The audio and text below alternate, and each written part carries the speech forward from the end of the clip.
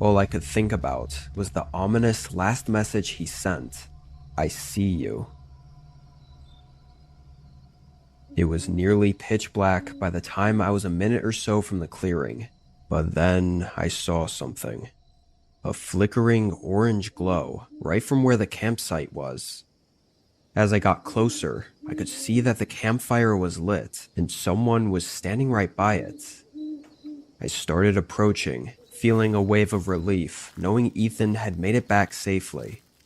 But when I got closer, the person suddenly shifted and looked toward me, then sprinted away from the fire and out of the campsite. Heart pumping, I ran up, confused and terrified. That wasn't Ethan.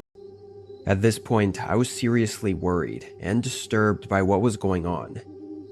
But just a minute or so later, Ethan came running out of the woods and into the campsite.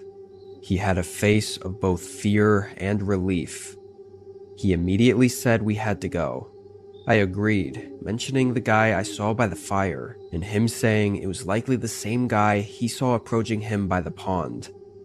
He said he thought it was me, until he got closer and realized it was someone else.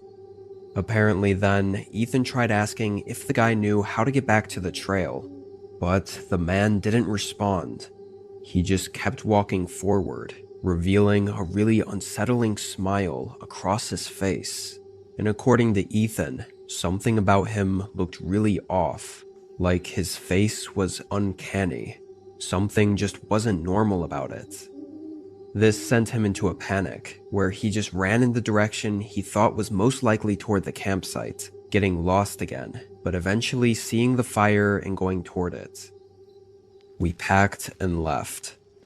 The hike back was unnerving to say the least, but we did manage to get to our car and leave.